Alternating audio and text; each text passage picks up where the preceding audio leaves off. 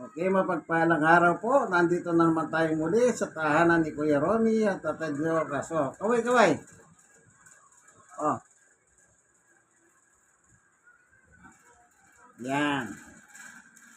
Nandito na naman po tayo para magbulay ng salita ng Diyos. Alam niyo po, yung pagbubulay ng salita ng Diyos ay walang katapusan. Parang sa ating daily life, yung pagkain walang katapusan. Di maring hindi ka kumain, lagi ka nagugutom. Po, ayan. Maging ang salita ng Diyos ay wala rin po katapusan. Kasi kailangan natin ito para sa ating spirituality. Unang-una, ang Biblia po ay parahan ng Diyos para magtamo ang tao ng kaligtasan. Hindi mo makikita sa iba't ibang mga sulat, libro, ang tungkol sa ino-offer ng Diyos ng kaligtasan. Makikita mo lang ito sa pamamagitan ng Biblia. Kaya tayo may Biblia. Amen, ang Biblia ng mga pastor. Kagaya na sinasabi ng kasulatan ni Propeta Isaias. Meron tayong babasahin dito. Pero bago tayo magsisimula, tayo muna ay hihingi ng tulong sa Diyos sa pamamagitan ng panalangin. Panginoon Diyos, aming Ama na makapangyarihan sa lahat. Minsan pa, samahan mo po kami sa aming pagbubulay ng iyong salita. Sapagkat ang iyong salita ay katotohanan. At ang salita mong katotohanan, ito po ang nagbabanal sa isang tao. Sapagkat ang iyong salita ay banal. Salamat po sa ngalan ni Jesus. Amen. Ganito po ang sinasabi ng Biblia. Ganito po ang tanong ng Diyos. Sa libro ng Isaiah 46:5, sinabi ni Yahweh, saan ninyo ako itutulad? Mayroon bang makakapantay sa akin? Ito ang tanong ng Diyos sa panahon nila. Sa panahon ni Propeta Isaias. Ang kausap ng Diyos ay mga tao. Kaya kinakausap niya ang mga tao sa pamamagitan ni Propeta Isaias. Ang sabi ng Diyos, saan ninyo ako itutulad? Mayroon bang makakapantay sa akin? Sabi ng Diyos. Ngayon, hindi sinabi ng tao meron. Hindi rin sinabi ng mga tao noon, wala. Pero, meron pong reaksyon ng tao. Ito ang reaksyon nila. Ang ginawa ng mga tao ito, na nung panahon na yon ay ganitong ginawa nila. Sa verse 6, binuksan nila ang kanilang mga sisidlan. Ibinuhos ang mga gintong laman at nagtimbang sila ng mga pilak. Ginto, pilak ang dala nila. Nagtimbang sila. Umupa sila ng platero at nagpagawa ng Diyos-Diyosan. Pagkatapos ay niluhuran nila at sinamba ito. Yan. Hindi sinabi ng tao, meron kaming itatapad dyan. Wala. Ang ginawa nila, tanggalin natin yung mga ginto. Tanggalin natin ang mga pilak sa katawan natin. Then, nung nakapagtanggal na sila ng ginto at pilak, meron silang kasamang platero. Oy, halika platero. Igawa mo kami ng Diyos. Natural, ang trabaho ng platero, ginawa niya. At natapos. Anong ginawa ng tao? Ito. Pagkatapos, niluruan nila at sinamba ito. Imbis na sa Diyos lang nila gagamitin ang pagsamba, gumawa sila ng ibang Diyos na kanilang sinamba. Kung babasahin natin yung 10th commandment, sabi rito sa Exodo, ganito ang sabi ng Diyos. Sa verse 20, verse 1. Ang lahat ng ito ay sinabi ng Diyos. Ako si Yahweh, ang inyong Diyos, na naglabas sa inyo sa Ehipto, sa pagpalaya sa iyo mula pagkahalipin. Ito kasi mga taong ito, halipin sila sa Egypt nung araw. Rest. Sabi ng Diyos, huwag kang sasamba sa ibang Diyos maliban sa akin. Maliwanag ang utos ng Diyos. Huwag kang sasamba sa iba. Pero ginawa nila, yung revoltong ginawa sa ginto at pilak, anong nakalagay dito? Humupa sila ng platero at nagpagawa ng Diyos-Diyosan. Kumbaga, parang ganito. Kung may tunay na baril, mayroong peking baril. Ano yung peking baril? Baril-barilan. Oh.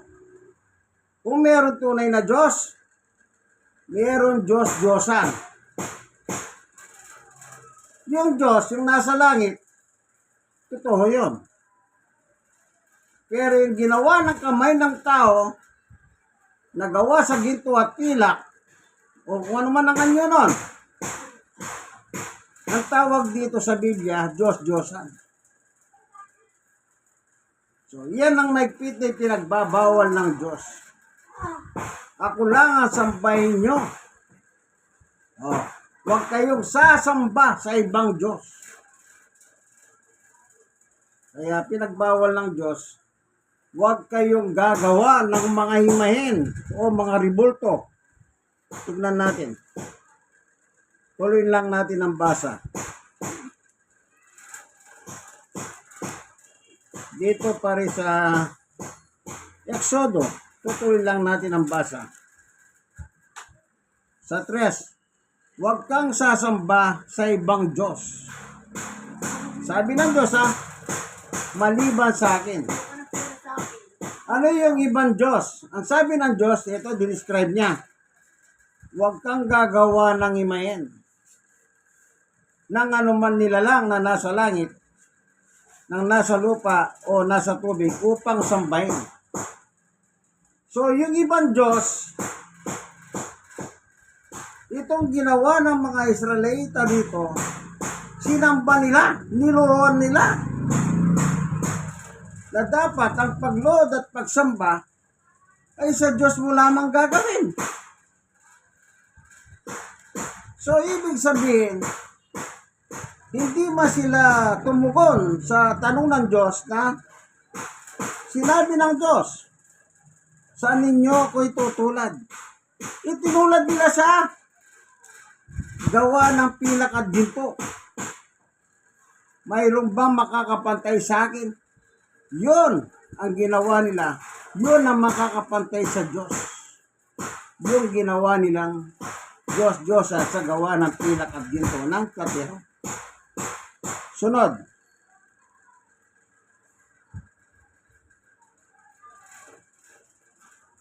Ah, 7. 46:7. Pinapasan nila ito para ilibot sa ibang lugar. Yung Diyos-Diyosan na gawa ng pilak at ginto. Pagkatapos ay ibabalik sa kanyang lalagyan.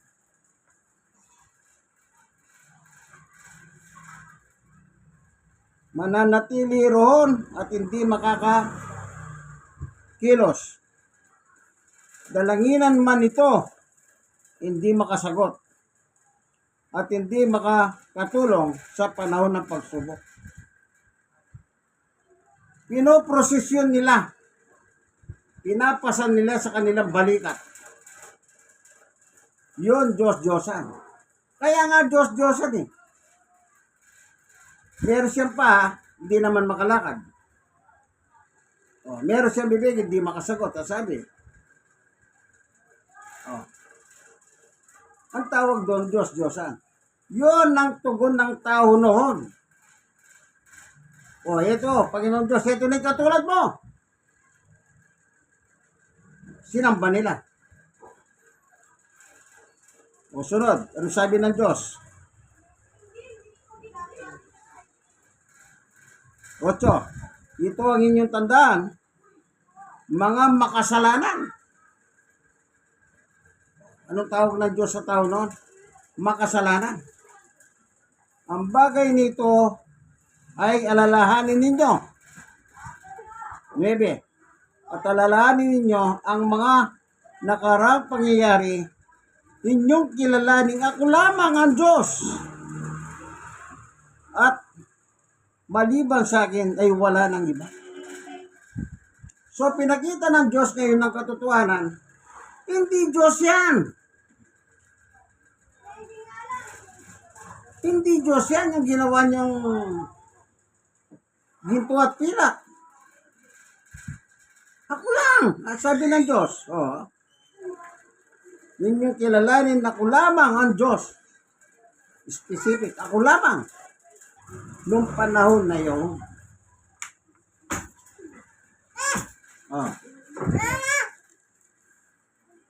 Kaya alam niyo po,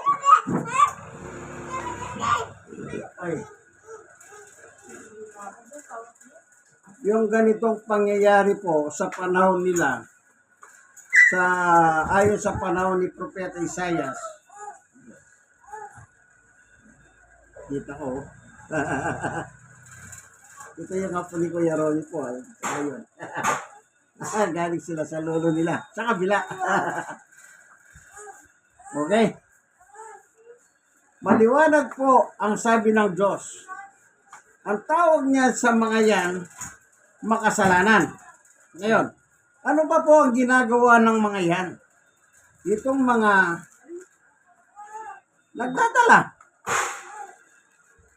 nagdadala, nagpapasa sa kanilang mga balikat. Ano pa sinasabi ng Biblia?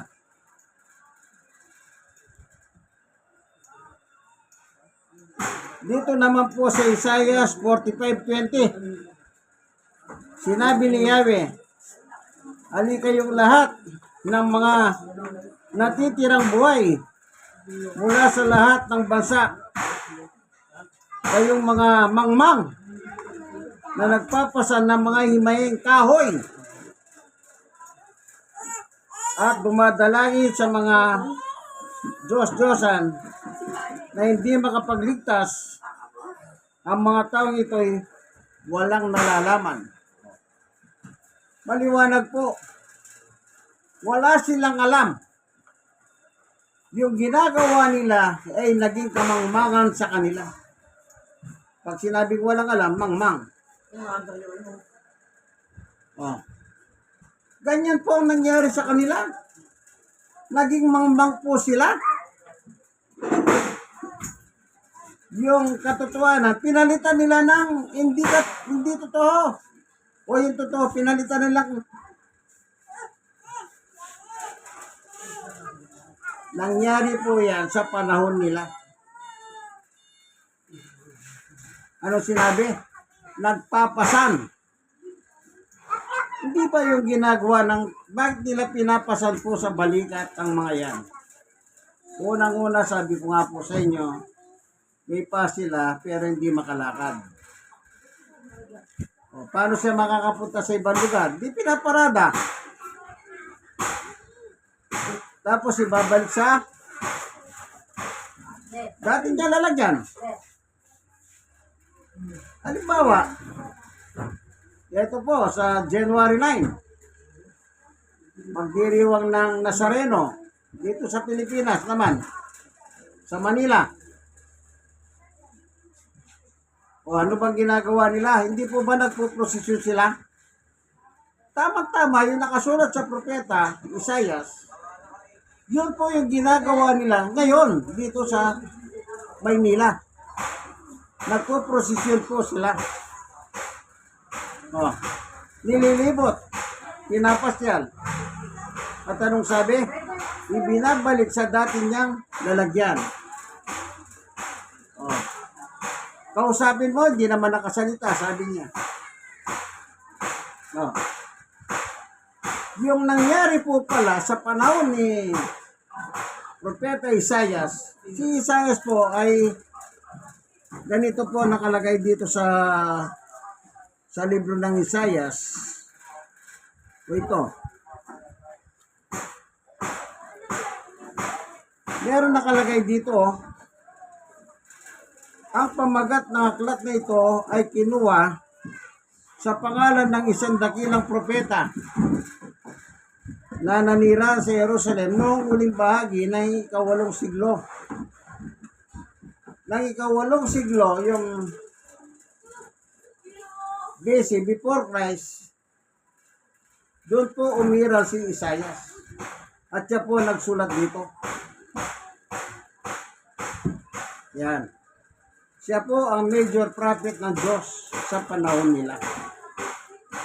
Na sinasabi, yung sinabi ng Diyos.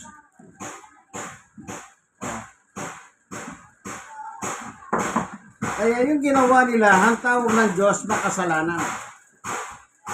Kaya kasi po, yung ginawa nilang Diyos-Diyosan, nililibot nila.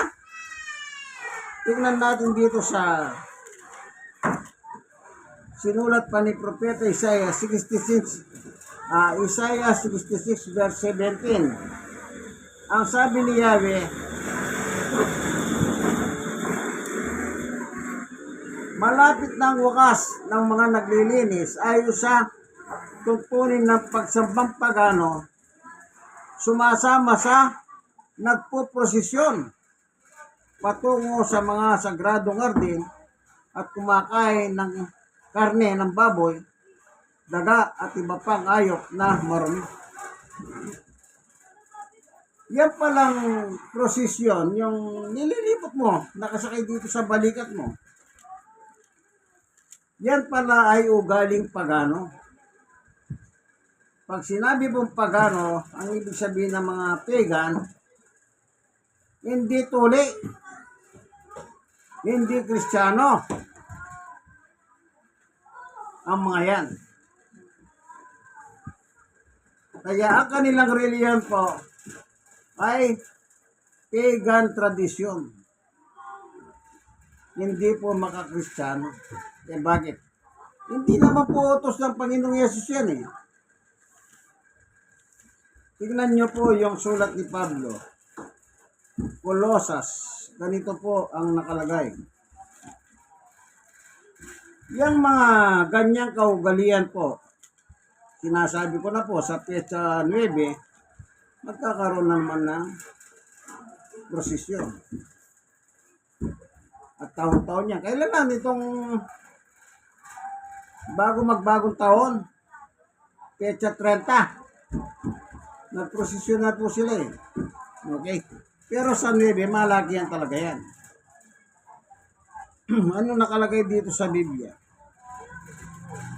Sabi ni Apostol Pablo, Colosas 2:8, mag-ingat kayo upang hindi kayo mabiyag ninuman sa pamamagitan ng walang kabuluhang karunungan at pandaraya na ayon sa tradisyon ng mga tao at mga lituntunin ng mundong ito. At ang mga ito hindi ayon kay Kristo. Hindi po pala ayon kay Kristo yan. Ang sinasabi nila, yung ginagawa nila tuwing Petsa 9 ng January, yan ay tradisyon. Pag sinabi pong tradisyon, kinalakihan. Kung saan ba nagsimula yan?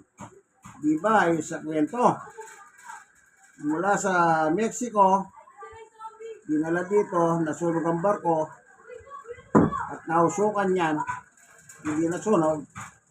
Kaya nung dumating dito sa Pilipinas, ay maitim na. ayon sa kwento. Meron namang ibang version, yung ginawang kahoy ay ginamit na kahoy pala dyan, habang tumatagal ay nagiging itim. Kaya naging itim po. Hindi natin alam, mali ng totoo. Yung bang nausukan sa sunog, o yung kahoy na habang tumatanda yung kahoy ay nagiging maitim. Yun, tamagod daw, sabi ni Kuya Romy. Yan. Yan ay mga napapakalimbawa, si Kim Atienza, yun ang nagsabi si Kim Atienza. Nagawa pala sa isang kahoy na pag tumatanda ay nagiging itim. Yun naman ang dumating siya dito, sabi, nausukan sa sunog sa barko. So, di na po natin alam kung alin sa dalawa ang totoo. Pero ang totoo niyan, doon po nanggaling yung rebultong Nazareno. Anong pinagkaiba sa propeta Isaias sa panahon noon? Kung anong panahon? Anong, Korami, alam mo ba kung anong panahon dinala dito yung ano noon? Kastila pa yun eh. Spanish time eh. Yung Nazareno. Yung Magellan, 1500. Oh, 1500. Magellan yun. Discover ng Philippines. Yung Magellan na sila. Oo. Tama. Kasi sila rin ang nagdala ng reliyon sa Pilipinas. Sila Magellan. Yan. So, no palang 1500 yun. 1500. Nangyari yung kasaysayan nung Nazareno. 1521. Oo. Sinabi ng kumpleto ko yung 1521.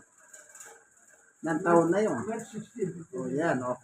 Kumpleto, pati Marso. At saka 16, kabisado niya. So, yung ginawa ng mga tao sa panahon ni Isaias at ang ginawa ngayon, ang panahon nila Isaias, kumuha sila ng platero. Yung panahon naman nito, Nazareno, sigurado karpinterong gumawa nun. Kasi tao yun eh. Pero hindi na sa Pilipinas. Doon na sa Espanya or Italy. Kasi sila po ang nagdala ng Kristyanismo ayon sa kwento sa bansang Pilipinas. Kaya tinatawag nilang Pilipinas na bansang Kristiyano. Pero yung system, yung paraan, pagano ang sinabi ng Biblia. Pagan tradition.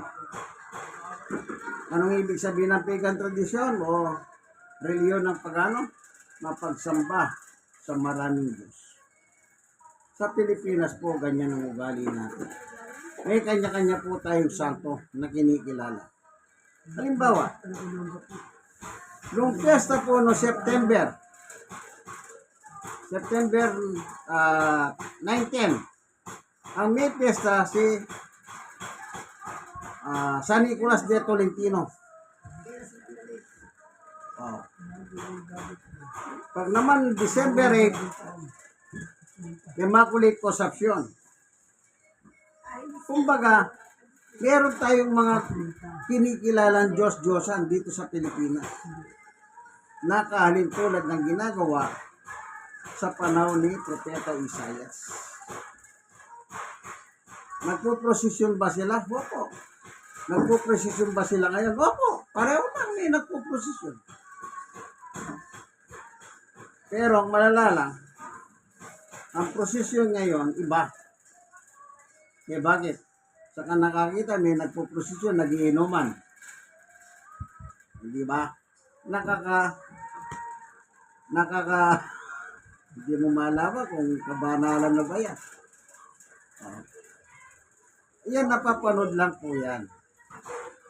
Napapanood po sa taon-taon na nangyayari. Kaya tandaan nyo po, wala tayong sinasagasang reliyon, pinag-aaralan lang po natin na nakasulat sa Biblia. At ang sinabi po nila, yan ay tradisyon lamang. Kung tradisyon lamang yan, hindi po para tinuro ni Jesus yan. So sa maliwanag, yung Colossus chapter 2 verse 8, hindi.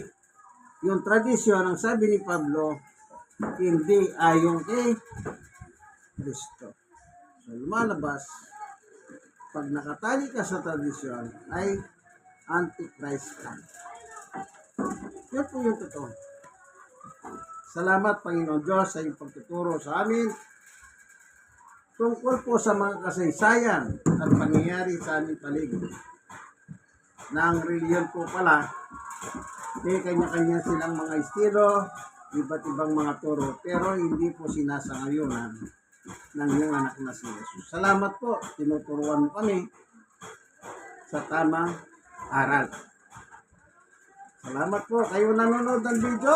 Sana meron kayo natutunan. Lahat po yan kinuha natin sa Roymen, ang Biblia ng mga pastor.